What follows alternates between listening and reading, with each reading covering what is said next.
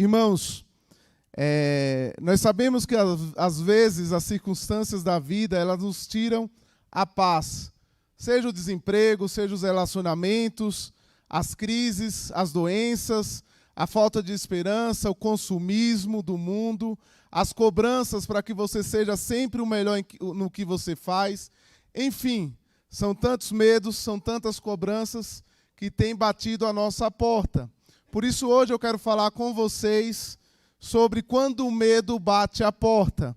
Eu quero então te convidar a abrir a palavra de Deus em Gênesis 15, do versículo 1 ao versículo 6, dando continuidade à nossa série de estudos, de mensagens no livro de Gênesis. Gênesis 15, de 1 a 6.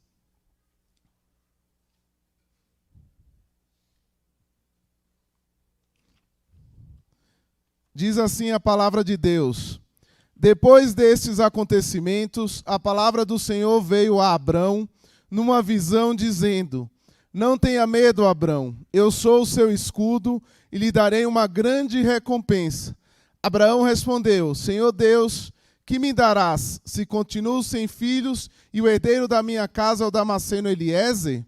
Abrão continuou: Tu não me deste descendência, e um servo nascido na minha casa será meu herdeiro.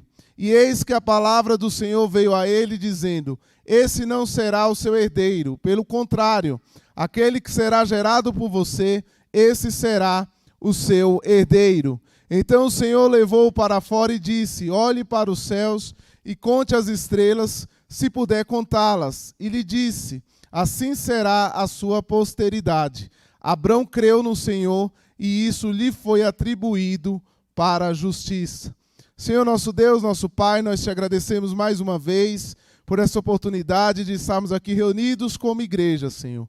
Obrigado pela tua palavra que é viva e eficaz, ó Deus. Que nesta manhã o Senhor venha me usar da maneira que o Senhor quer, que eu venha diminuir para que o Senhor cresça, Senhor. Abre os nossos corações, nos dá entendimento da tua palavra, para que acima de tudo nós venhamos colocá-la em prática. Esse é o meu pedido, essa é a minha oração, no nome de Jesus. Amém. Irmãos, o capítulo 15 apresenta Abrão como um profeta, uma vez que é a primeira vez que a expressão veio a palavra do Senhor aparece e é usada aqui na Bíblia. A expressão era frequentemente usada por Deus para comunicar-se com os profetas. Deus fala a Abraão quando esse está tomado pelo medo e o encoraja, dando-lhe o que? Uma palavra de esperança, de confiança. E essa esperança estava baseada na posteridade dele, que seria tão numerosa como as estrelas do céu e da terra que a sua descendência iria possuir depois de passar 4 gerações em cativeiro. Então, dos versículos 18 a 21, Deus conclui fazendo com Abrão uma aliança. E o capítulo se desenrola numa espécie de diálogo entre Deus e Abrão. Porém, hoje vamos examinar os versos de 1 a 6. E no versículo 1, temos de início uma palavra de encorajamento. Diz assim: Depois destes acontecimentos, a palavra do Senhor veio a Abrão numa visão, dizendo: Não tenha medo, Abrão, eu sou o seu escudo e lhe darei uma grande recompensa. Mas antes, nós observamos que as circunstâncias da vida podem nos trazer medo, como foi com o próprio Abrão. E o texto começa dizendo que a palavra do Senhor veio a Abraão depois destes acontecimentos. E que acontecimentos foram esses? No capítulo 12, você vai ver que ele sai da sua terra e do meio da sua parentela. E normalmente nós aprendemos com esse capítulo, e é comum que nós gostamos de estar num lugar que conhecemos. É comum nós estarmos próximo dos nossos familiares, dos nossos amigos, ou naquela empresa que nós já estamos há tanto tempo, que sempre trabalhamos ali. É comum nós ficarmos acomodados numa situação de tranquilidade. Eu, por exemplo, quando vou até para um outro bairro, uma outra cidade, eu já fico um pouco assustado. Parece que onde você mora, onde você trabalha, parece que você conhece todo o local e aquilo te traz uma certa paz. Às vezes uma mudançazinha de bairro, você já fica com medo. Por mais nobre que seja o bairro talvez, mas você se assusta porque você não está acostumado com aquele lugar. Porém, às vezes, Deus irá nos levar para lugares que não imaginamos. O nosso ministério, por exemplo. Quando eu entrei para o ministério pastoral, e ontem eu estava até conversando com a Fernanda antes de dormir, eu falei, Fernanda, onde estaremos daqui uns 40, 30 anos, se Deus permitir? E ela olhou assim para mim, eu não faço ideia. Eu olhei para ela e falei, eu também não faço ideia. Talvez em São Caetano, talvez num outro lugar, talvez numa outra cidade, às vezes até num outro país que eu nunca imaginei. A gente não faz ideia, principalmente quando nós estamos na nossa vida dentro do ministério. E aí eu lembrei ontem de um hino bem conhecido, o hino 298, do cantor cristão, que diz o seguinte, uma parte dele, nem sempre será para o lugar que eu quiser, que o mestre me tem de mandar. É tão grande a seara já a embranquecer, a qual eu terei de cefar.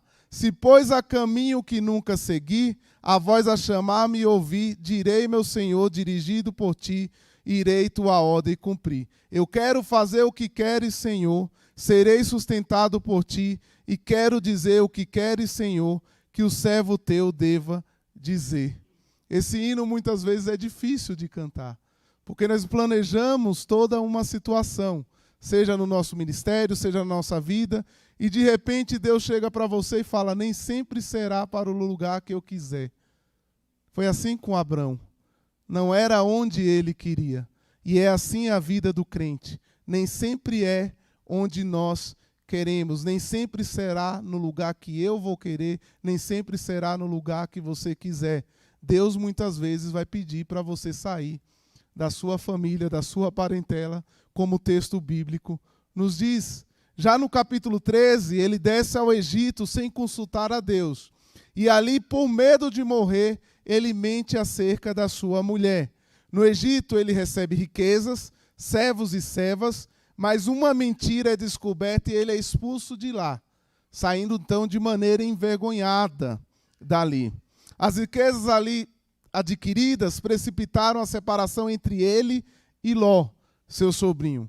Das servas que trouxe do Egito, uma delas, Agar, por sugestão da sua esposa, torna-se concubina e a mãe de Ismael, causando ali um problema na relação familiar. Já no capítulo 14, nós temos uma guerra entre reis, trazendo sérias consequências a Ló. Mas então por que Abraão estaria com medo? Olha o tanto de coisa que aconteceu na vida de Abrão até aqui.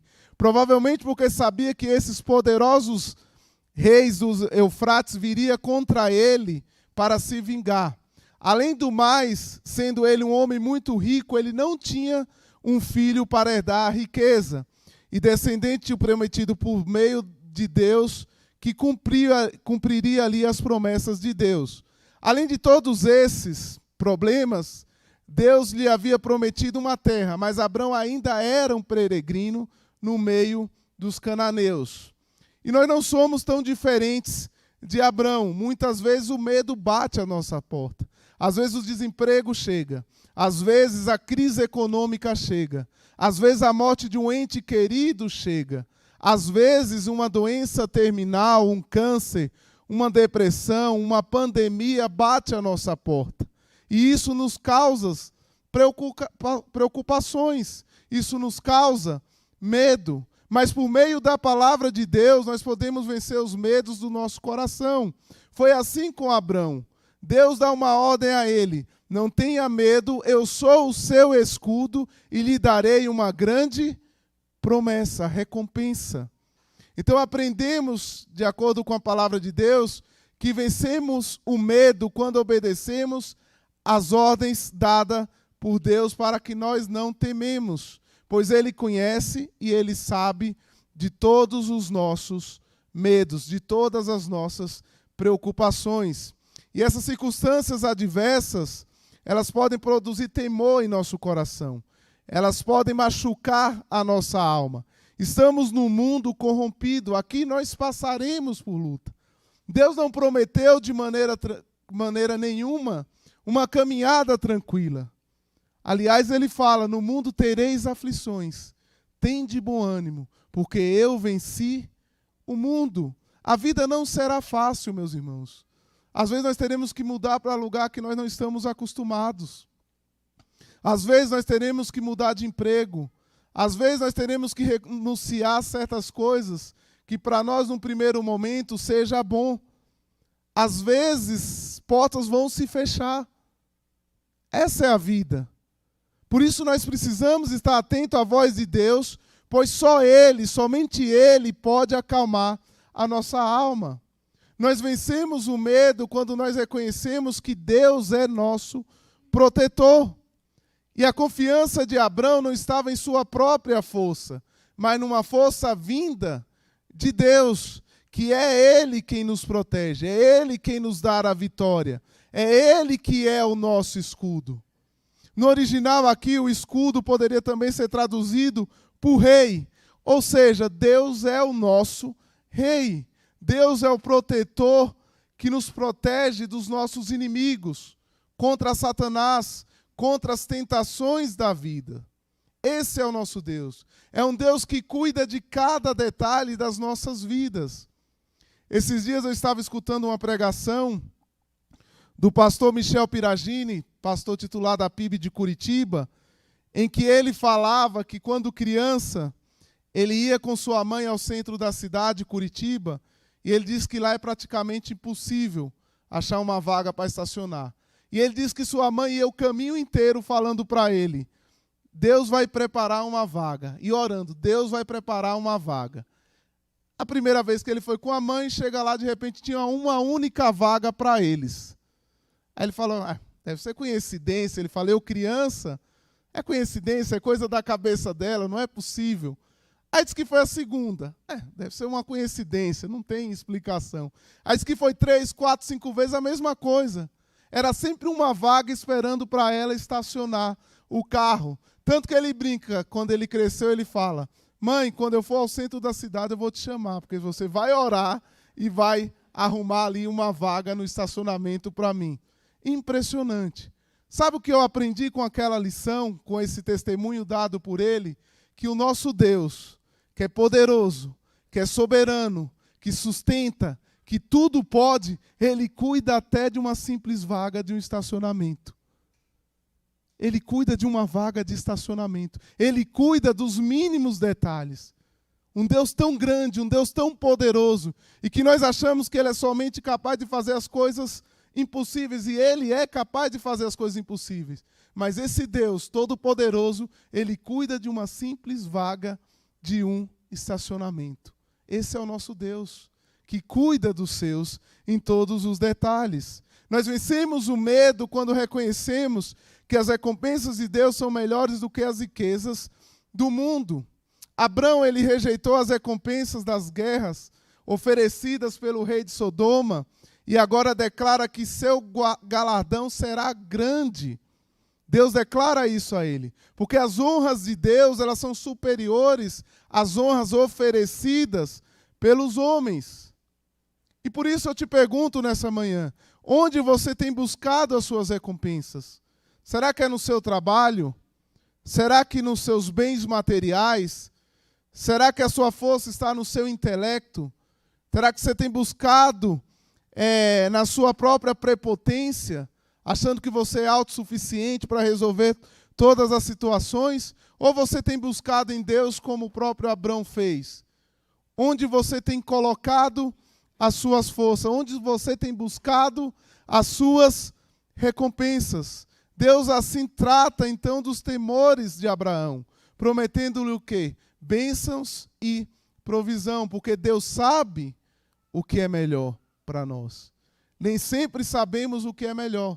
Tiago vai falar que nós pedimos de maneira errada. Nós pedimos muitas vezes para esbanjar os nossos prazeres. Nós não sabemos muitas vezes o que pedir. E pedimos pensando primeiro em nós mesmos. Então o nosso Deus, que é soberano, que é criador de todas as coisas, Ele cuida da vaga do estacionamento. Ele cuida de cada necessidade da sua vida. Ele sabe o que eu e você necessitamos. Então apenas confie. em Deus. Entregue a sua vida, os seus desejos, os seus planos a Deus, porque Ele tem cuidado de nós. E dos versículos de 2 a 6, nós chegamos aqui então a promessa de uma descendência numerosa. E aqui algumas lições importantes podem ser tiradas. Começamos com uma pergunta preocupante nos versos 2 e 3. Abrão respondeu: Senhor Deus, que me darás, se continuo sem filho e herdeiro da minha casa? É o Damasceno Eliezer? Abraão continuou: Tu não me deste descendência, e um servo nascido na minha casa será o meu herdeiro. Então, em resposta às declarações de Abrão, o Senhor entra agora num diálogo com ele para lhe dar algumas respostas. É como se Abraão, nessas primeiras colocações, falasse: Senhor, eu estou ficando velho, minha mulher está ficando velha, quando é que esse herdeiro então vai nascer? Só que Deus diz ainda que Deus não lhe tinha dado uma descendência conforme lhe havia sido prometido nos capítulos 12 e no capítulo 13. Essas eram as preocupações de Abrão. Sobre Eliezer o Damasceno, sua identidade ela é incerta. Ele é mencionado apenas por nome aqui, nesse capítulo. Ele era de alta confiança de Abrão e talvez fosse um escravo que veio de Damasco. Durante sua viagem a Canaã, Abrão provavelmente adquiriu homens para cuidar de seus rebanhos e manadas. Então, antigos textos do Oriente Próximo vão dar exemplos de casais sem filhos adotados, um membro de sua família para ser seu herdeiro. Eles faziam isso. Era comum naquela época. Então, Eliezer provavelmente foi o responsável, também era a confiança que Abrão tinha nele, de buscar uma esposa mais à frente para Isaac. E é comum, meus irmãos, quando as coisas não vão bem, nós questionarmos a Deus, às vezes por falta de fé. Nós somos assim.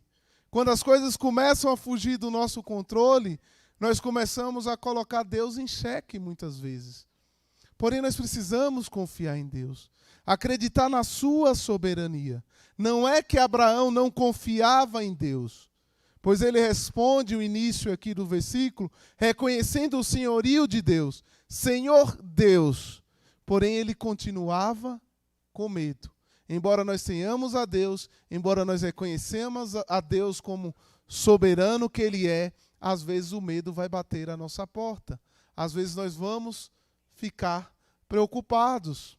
Só que após os questionamentos aqui de Abrão, Deus traz uma resposta esclarecedora no verso 4. E eis que a palavra do Senhor veio a ele dizendo: esse não será o seu herdeiro, pelo contrário, aquele que será gerado por você, esse será o seu herdeiro. A esses dois questionamentos de Abrão, Deus afirma categoricamente a ele que seu herdeiro não seria o servo Eliezer, mas um filho de sangue gerado dele mesmo.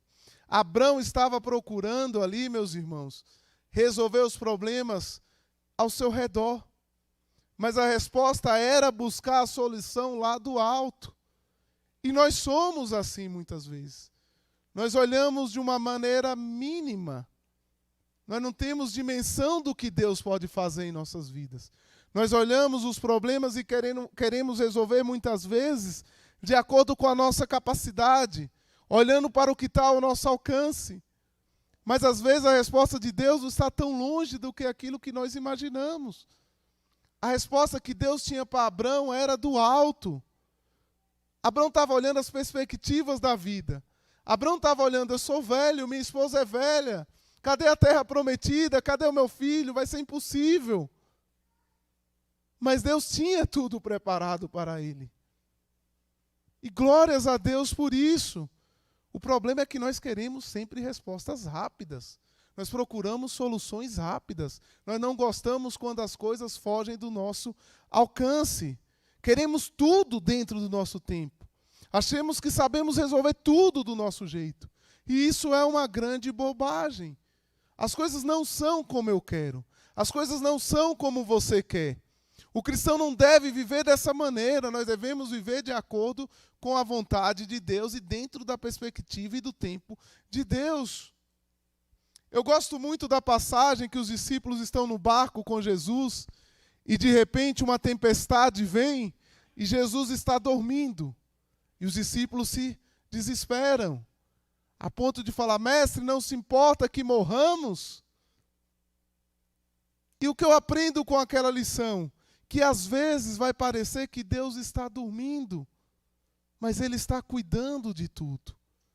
O que Jesus queria dos discípulos é que, embora a tempestade estivesse ali, embora Ele estivesse dormindo, Ele queria que os discípulos entendessem: por mais que pareça que eu esteja dormindo, eu estou no barco. Deus está cuidando de cada situação. E, meus irmãos, Deus não é obrigado a nos dar respostas. Porque muitas vezes nós queremos respostas de Deus para tudo. Só que o nosso Deus é soberano. Ele não tem obrigação nenhuma de nos dar a resposta. E às vezes nós vamos morrer sem algumas respostas de algumas situações que acontecem em nossa vida. Mas Ele quer que eu e você saiba que Ele está no controle da situação. Ele é Deus. Ele está cuidando de cada detalhe, absolutamente cada detalhe. Ele está no barco, mesmo quando pareça que Ele não esteja. Ele está cuidando do seu processo na justiça. Ele está cuidando do seu casamento. Ele está cuidando do seu filho desviado. Ele está cuidando dos seus sonhos. Ele está cuidando dos seus projetos. Apenas confie que Ele tem o melhor para você. Era isso que Deus queria de Abrão. Embora parecia que tudo estivesse ao contrário, que o tempo dele não chegaria, Deus tinha coisas maiores para ele. E queria somente que Abrão confiasse nele. E no versículo 5 nós vemos agora uma demonstração poderosa. Então o Senhor levou-o para fora e disse: olhe para os céus e conte as estrelas, se puder contá-las. E lhe disse: assim será a sua posteridade. Deus já havia dito a Abrão que sua descendência seria incontável como o pó da terra. E agora diz com uma outra imagem, que seria incontável como as estrelas do céu. Essa promessa foi repetida a Abrão no capítulo 22 e reafirmada a Isaac no capítulo 26 mais à frente. É óbvio que Deus não estava falando aqui de uma descendência hereditária, mas de uma descendência espiritual. Em outras palavras, ele não está falando daqueles que têm o sangue de Abrão em suas veias, mas daqueles que têm a fé de Abrão em seu coração. E essa multidão contável para Deus é incontável para os homens, como nós encontramos lá em Apocalipse. Assim como o homem não pode contar o pó da terra, e também não pode contar as estrelas, pois há mais estrelas na criação do que todos os grãos de areia de todas as praias e todos os desertos do planeta. Deus estava prometendo coisas maiores a Abrão. E a última lição que nós aprendemos aqui, quero concluir com ela, está no versículo 6, que nos mostra aqui uma fé salvadora. Que diz assim o verso 6, Abraão creu no Senhor e isso lhe foi atribuído para justiça. Pela primeira vez na Bíblia ocorre aqui o verbo crer. Deus computa a fé de Abraão na promessa como justiça. Aqui temos o início de uma das doutrinas mais bonitas e mais belas da Bíblia, a doutrina da justificação pela fé. Abrão foi salvo pela fé, ou seja, ele creu e isso lhe foi imputado por justiça. Esse versículo ele foi muito importante para o apóstolo Paulo, que ele usou para demonstrar em Romanos 4 e Gálatas 3 que a fé em Cristo é a base para obter a salvação e que a justiça é um dom de Deus. O apóstolo Paulo recorre a essa passagem para provar a doutrina da justificação pela fé, tendo em vista que o Abraão é o pai de todo aquele que tem fé, de todo aquele que crê. Então Abrão creu no Senhor e a sua justiça lhe foi imputada. Imputar é atribuir a alguém, é colocar na conta de alguém. Na cruz, nossos pecados foram atribuídos a Jesus. Quando ele sofreu o castigo que era devido, sendo assim, ao confiar em Cristo, a justiça dele nos é atribuída. E desse modo nós somos declarados justos e somos perdoados diante de Deus. Esse é um termo legal e forense. A justificação, ela é um ato, ela não é um processo. Ela não tem graus, o que significa que todo aquele que crê em Cristo está justificado e tem paz com Deus. A justificação, ela ocorre no momento em que somos salvos, uma única vez em que somos justificados. Não existem várias justificações. Ela é um único ato que vem no momento em que nós nos convertemos a Jesus. Essa justificação nos traz paz. E Paulo deixa isso claro em Romanos 5, versículo 1 e 2.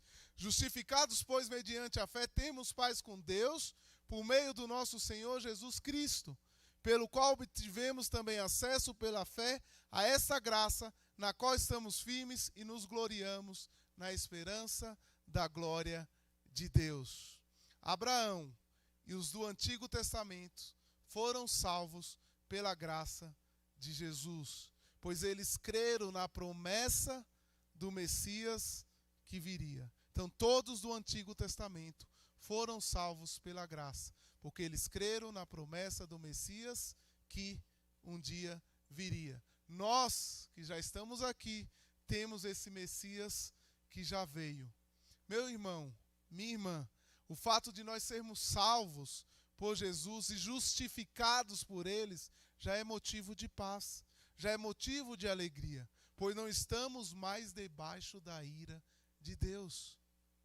Olha que gloriosa justificação. Olha o que tranquilizou a Abraão também. A justificação pela fé em Jesus, que nos livra da ira de Deus.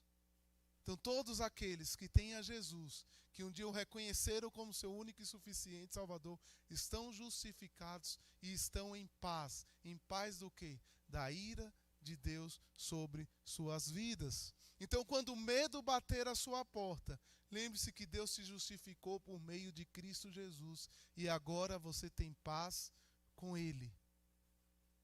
É isso que conforta aos nossos corações diante das adversidades da vida, diante das preocupações da vida. É que nós somos justificados por meio de Cristo. É que nós temos um Deus que cuida de cada detalhe. Um Deus que tem para nós coisas melhores. Um Deus que nos coloca em situação que, embora a gente não entenda no momento, que embora não pareça ser o melhor, mas lá na frente nós vamos entender que aquilo é o que Deus quer e que aquilo é bom para nós. Até o próprio sofrimento. Porque Paulo vai falar em Romanos 8, 28, que todas as coisas cooperam para o bem daqueles que amam a Deus e foram chamados segundo o seu propósito. Até o sofrimento, ele é pedagógico. Ele nos ensina algo. Ele nos leva a confiar mais em Deus. Jó, homem justo, sofreu e como sofreu. Tem até um dito popular aí, né? Fulano está sofrendo como Jó. Tamanho era o sofrimento de Jó. Mas o interessante é que no final do seu livro é dito que ele conhecia Deus de ouvir falar. Mas após tudo que ele passou a conhecer de fato quem era Deus. Então fica calmo, fica tranquilo, porque o nosso Deus está cuidando de cada detalhe. Como cuidou da vida de Abraão, ele cuida também da nossa vida. Abaixe a sua cabeça e reflita nesse momento em algumas questões que eu vou colocar para você. Quais são os seus medos? O que tem tirado a sua paz? O que tem tirado o seu sono? Talvez o desemprego? Talvez um filho desviado dos caminhos do Senhor? Talvez o seu casamento tenha tirado a sua paz? Talvez uma doença? Talvez uma depressão. Enfim, meus irmãos, são tantas coisas que podem nos causar medo. Mas saiba de uma coisa: Deus conhece você. Deus sabe do que você precisa. Deus sabe das suas necessidades. Ele tem o melhor para você. Mesmo que hoje você não entenda, somente confie nesse Deus. Somente confie que Ele está cuidando de cada detalhe da sua vida, das coisas mínimas que você imaginar. Esse é o nosso Deus. Então lance sobre Ele todas as vossas ansiedades, porque Ele tem cuidado de vós, como a palavra nos diz. Não andem ansiosos por coisa alguma. Confie nesse Deus. Embora a situação pareça adversa, Ele está cuidando de você. Eu me dirijo também a você que ainda não creu em Jesus. Arrependa-se dos seus pecados. Receba a Deus, Jesus, como seu único e suficiente Salvador, e receba a paz da justificação. Saiba que se você não fizer isso, você está em guerra contra Deus, indo para o inferno a passos largos. Creia em Jesus e seja salvo da condenação do pecado. Somente Ele pode te dar paz. Somente Ele pode te dar coisas melhores. Coisas que o mundo não pode oferecer. Porque essa alegria do mundo é passageira. A alegria com Jesus, ela é eterna. Porque nós sabemos que um dia nós iremos morar com Ele. Num lugar que não haverá choro, que não haverá pranto, que não haverá tristeza, que não haverá câncer, que não haverá depressão, que não haverá crise financeira, que não haverá nada de ruim. Esse é o céu que é prometido para todos aqueles que entregaram a sua vida a Jesus. Confie nele nesta manhã. Entregue os seus caminhos a Ele. Eu quero orar com vocês para encerrar. Senhor nosso Deus, Senhor nosso Pai, nós te agradecemos, ó Deus, porque o Senhor é um Deus de amor, porque o Senhor é um Deus de misericórdia, Senhor. Senhor, nesta manhã, eu venho pedir, Senhor, no nome de Jesus, que o Senhor venha libertar daqui cativos, ó Deus. Que o Senhor venha curar nesta manhã, porque nós cremos num Deus de milagres, nós cremos num Deus que cura, Senhor. Que o Senhor venha restaurar casamentos, ó Deus. Que o Senhor venha restaurar relacionamentos, ó Deus, de pais com filhos, de familiares, de irmãos da igreja, ó Deus. Que o Senhor venha curar, que o Senhor venha nos libertar, Senhor. Que o Senhor venha cuidar, Senhor, daqueles irmãos nesse momento que estão passando por crises financeiras, pelo desemprego. Nós oramos, Senhor, e nós pedimos no nome de Jesus que toda doença, que toda depressão saia no nome de Jesus, ó Deus. Liberta, Senhor, aqueles que estão oprimidos, ó Deus. Tem misericórdia, Senhor, da vida de cada um, ó Deus. Sonda, Senhor, corações, ó Deus. Dá respostas, ó Deus, a questões. Dá tranquilidade, Senhor, a questões que precisam ser resolvidas, Senhor. Dá certezas de emprego, dá certezas de mudanças, ó Deus. Confirma, Senhor, nesta manhã, vocações, ministérios, ó Deus, nos meus irmãos. Tudo que o Senhor queira fazer, ó Deus. Nos ajuda, Senhor, das nossas fraquezas. Tem misericórdia das nossas vidas. É isso que eu te peço, ó Deus. É por isso que eu agradeço. Pelo teu grande amor, pela tua misericórdia, pela justificação em Cristo Jesus. No nome do teu Filho amado Jesus que oramos e agradecemos. Amém e amém.